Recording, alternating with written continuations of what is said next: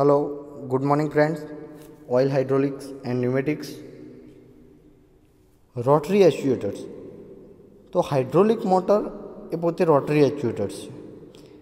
આપણે main example અથવા main એનું ઉદાહરણ લઈ શકીએ તો હાઇડ્રોલિક મોટર એ પોતે રોટરી એક્ચ્યુએટર તરીકે કામ કરે છે। તો રોટરી એક્ચ્યુએટરનું નામ કઈ રીતે પડ્યું તો આપણે જોઈએ કે એનું રોટેશન એ limited angle less than 360 degree 360 degree કરતાં ઓછા એંગલની અંદર એનું રોટેશન થશે। અને હાઇડ્રોલિક મોટર एक डिवाइस है जो convert the fluid power into rotary power अथवा convert the fluid pressure into torque. Hydraulic motor main function है कन्वर्जन ऑफ एन पावर, तो फ्लूइड पावर में रोटरी पावर में अथवा फ्लूइड प्रेशर इंटू टॉर्क नी अंदर ए कन्वर्ट करे। अब आपने खबर है कि टॉर्क ए शेनु फंक्शन है तो टॉर्क ए प्रेशरनु फंक्शन है। बीजा शब्दों में आप कही सकीए कि आउटपुट शाफ्ट पर जो रेजिस्टिंग टॉर्क मळे छे ए रेजिस्टिंग टॉर्कनी मददथी आपणे इनपुट प्रेशर लेवल मोटरनु इनपुट प्रेशर लेवल डिटरमाइन करी शकीए, केम के टॉर्क ए प्रेशरनु फंक्शन है। बीजी वखत समझिए कि टॉर्क ए प्रेशरनु फंक्शन है तो मोटरनो जे आउटपुट शाफ्ट है एना पर जे रेजिस्टिंग टॉर्क होय एनी मददथी आपणे मोटरनु इनपुट प्रेशर लेवल डिटरमाइन करी शकीए। अब आपने एम थे hydraulic pump and hydraulic motor आ बने वस्तु सेम ना कही शकाय। जो हाइड्रोलिक मोटर रिवर्स मतलब बेकवर्ड डायरेक्शन नी अंदर वर्क करे तो ना। हाइड्रोलिक पंप ए डिवाइस है जो convert mechanical force and motion into fluid power. Mechanical force और मोशन ने फ्लूइड पावर नी अंदर कन्वर्ट करे छे। ज्यारे हाइड्रोलिक मोटर ए हाइड्रोलिक पंप नहीं, ज्यारे एने वेन रन बेकवर्ड। ये आपने क्लियरली लख्यु है कि it is not a hydraulic pump when run backward and it design completely acceptable as a motor may operate very poorly as a pump in a certain application. केटलीक application अंदर ये poorly operate थई शकतुं होय। Hydraulic motors divided into two fundamental classes. Hydraulic motors mostly बे type में divide थाय छे। एक है vane motors and gears motors and piston motor. आ 3 प्रकारना डिवाइडेशन है, पण मेनली 2 प्रकारना है वेन एंड गियर मोटर्स अंदर। तो आपने पूछा कि एक्सप्लेन रोटरी एक्चुएटर तो आप एनी अंदर लखीए कि हाइड्रोलिक मोटर ए रोटरी एक्चुएटर है, पछी any working and function and types आपणे समजाववा पड़े। हवे छे डायरेक्शन कंट्रोल वाल्व। आपणो अलग टॉपिक चालू थाय छे आ चेप्टरनो वाल्व।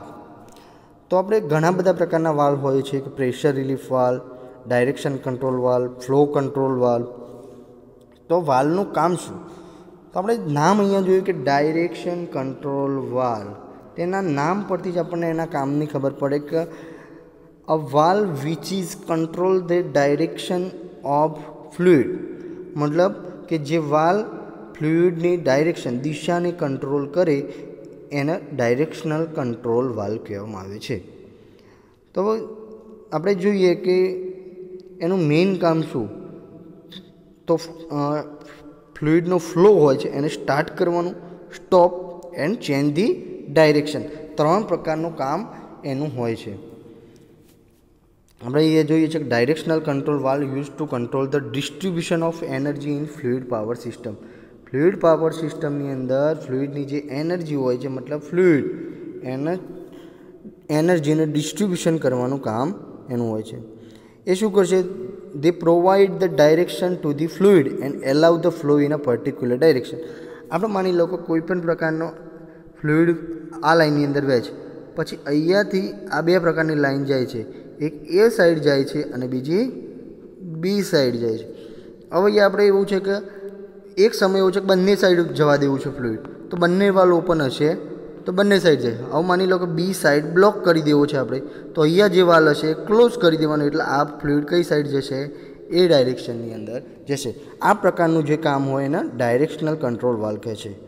एना 3 मेन फंक्शन छे stop fluid flow, allow fluid flow and change direction of fluid flow. Fluid flow ने रोकवुं, एलाउ करवुं परवानगी आपी अने एने डायरेक्शन चेन्ज करवी। आ 3 प्रकारना ઓપરેશન એ સામાન્ય રીતે કોમ્બિનેશનની અંદર પણ કરતું હોય છે અને સેપરેટ પણ કરતું હોય છે. ડાયરેક્શનલ કંટ્રોલ વાલ્વ નીચે પ્રકારના એના ક્લાસિફિકેશન છે. આપણે જોઈએ કે ટાઈપ્સ ઓફ કન્સ્ટ્રક્શન, એ કઈ પ્રકારે કન્સ્ટ્રક્ટ કરવામાં આવ્યું છે એ પ્રકારે. તો એક છે poppet valve and spool valve. આ બે પ્રકારના વાલ્વ મોસ્ટલી યુઝ થતા હોય છે, પોપેટ વાલ્વ્સ એન્ડ સ્પૂલ વાલ્વ. એના પછી છે નંબર ઓફ પોર્ટ. તેની અંદર વાલ્વની અંદર કેટલા પોર્ટ આપેલા છે, તો 2 way valve, 3 way valve and 4 way. એમ આગળ જોવા જઈએ તો 5 વે, 6 વે એ પ્રકારના, પણ મોસ્ટલી આપણે 2, 3 એન્ડ 4 વે વાલ્વનો યુઝ થતો હોય છે. એના પછી છે નંબર ઓફ સ્વિચિંગ પોઝિશન. વાલ્વની અંદર સ્વિચ આપવામાં આવેલી હોય જે પોઝિશન ડિસાઇડ કરે, એની અંદર 2 પોઝિશન એન્ડ 3 પોઝિશન. એના પછી જે છે ક્લાસિફિકેશન એ એક્ચ્યુએટિંગ મિકેનિઝમ. એક્ચ્યુએટિંગ મિકેનિઝમના આધારે એનું ક્લાસિફિકેશન થાય છે. તો આપણે ડિટેલ્સની અંદર જોઈએ કે 2 વે ડાયરેક્શનલ કંટ્રોલ વાલ્વ. હવે આપણને એના નામ પરથી ખબર પડે છે કે 2 વે ડાયરેક્શનલ કંટ્રોલ એટલે કે બે રસ્તા હશે, દિશા ડાયરેક્શન કંટ્રોલ કરવાના 2 વે, બે પ્રકારના વે હશે. તો આપણે અહીંયા જોઈએ કે 2 વે વાલ્વનું કામ શું, તો સ્ટોપ ફ્લો ઓર એલાવ ફ્લો. ફ્લોને પરવાનગી આપવી અથવા રોકવું, આ બે પ્રકારના કામ કરે છે. અને 2 વે ડાયરેક્શનલ વાલ્વ એ સિમ્પલ ડાયરેક્શનલ કંટ્રોલ વાલ્વ છે. તો આપણે જોઈએ કે વોટર ફસેટ. વોટર ફસેટ એટલે પાણીનો નળ, ચકલી આપણે કહીએ છીએ ગુજરાતી ભાષામાં. તો નળ એ 2 વે વાલ્વનું એક સારું ઉદાહરણ કહી શકાય. તો નળની અંદર શું હોય છે, આપણે નળ ચાલુ કરીએ એટલે પાણી આવે, નળ બંધ કરીએ એટલે પાણી બંધ થઈ જાય. મેન્યુઅલી કંટ્રોલ આપણે એને કરી શકીએ. એ ખાસ પ્રકારનું ઉદાહરણ છે 2 વે ડાયરેક્શનલ કંટ્રોલ વાલ્વ, કે જેની અંદર બે પ્રકારના પોર્ટ હોય, ઇનલેટ એન્ડ આઉટલેટ પોર્ટ. હવે આપણે અહીંયા ફિગર ઉપરથી જોઈએ કે when the inlet is block in the at rest condition, બરાબર, તો નોર્મલી ક્લોઝ એનસી. હવે અહીંયા 4 પ્રકારના આપણને આપેલા છે, જુદા જુદા પ્રકારના ઓપરેટર્સ, કે આ ઓપરેટર્સ આપણે ગમે તે પ્રકારના વાપરી શકીએ, બરાબર. તો આપણે કોઈ પણ એક ફિગર લઈ લઈએ, કે આપણે નંબર 1 ફિગર લઈ લઈએ છીએ, બરાબર. તો આની અંદર આપણને બતાવવામાં આવ્યું છે ઇનલેટ એન્ડ આઉટલેટ, બરાબર. તો ઇનલેટ અત્યારે કેવું છે, એટ રેસ્ટ કન્ડિશન, રેસ્ટ કન્ડિશનની અંદર નોર્મલી ક્લોઝ છે ઇનલેટ, બરાબર. આ નોર્મલી ક્લોઝ છે. જ્યારે એને આપણે ઓપરેટર્સ દ્વારા મેન્યુઅલી અથવા ઓટોમેટિક, મોસ્ટલી મેન્યુઅલી હોય છે, તો મેન્યુઅલી આપણે એને પુશ કરીશું અથવા તો આ બોક્સ અથવા એન્વેલપની અંદર એ આઉટલેટ ઓપન કન્ડિશનની અંદર આવશે. અહીંયા આપણે જોઈએ છીએ કે આ અહીંયા બંધ છે, આ અહીંયા ઇનલેટ બંધ છે, અહીંયા આઉટલેટ ઓપન છે. તો એવી રીતે ઇનલેટ ખુલશે એટલે આઉટલેટ મારફતે આપણને ફ્લુઇડનો ફ્લો મળશે.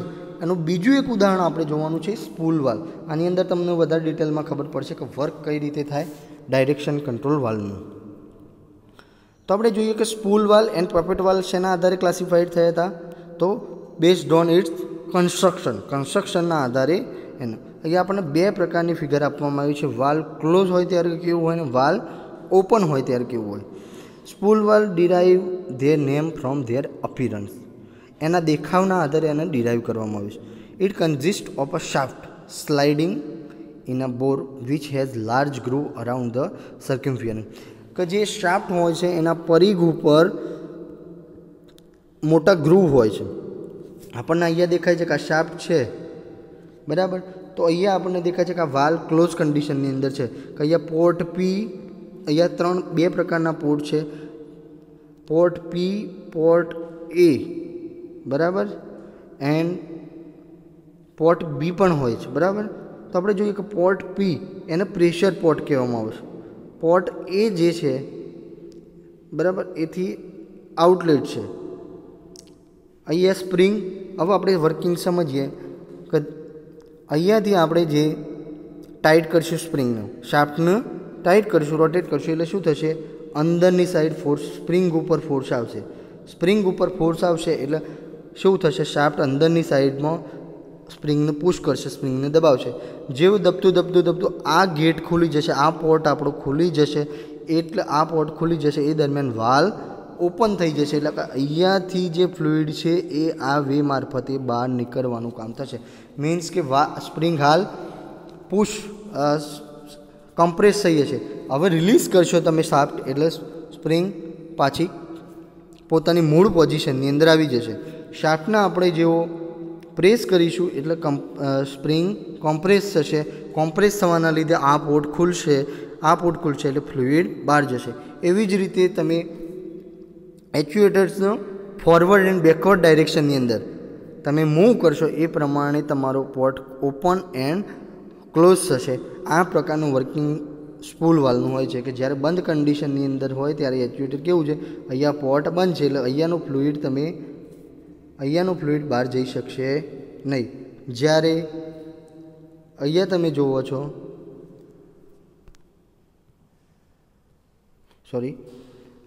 અહીંયા જુઓ છો તમે ક્લોઝ કન્ડિશનની અંદર જ્યારે પછી એના પછી એક્ચ્યુએટરને તમે ફોરવર્ડ ડાયરેક્શનની અંદર મૂવ કરો છો મતલબ ફોર્સ આપી અને તો શું થશે, સ્પ્રિંગ કોમ્પ્રેસ થશે. એ દરમિયાન આ પોર્ટ ખુલી જશે તો ફ્લુઇડ ત્યાંથી બહાર નીકળશે. ફ્લુઇડ બહાર નીકળવાનો રસ્તો મળશે.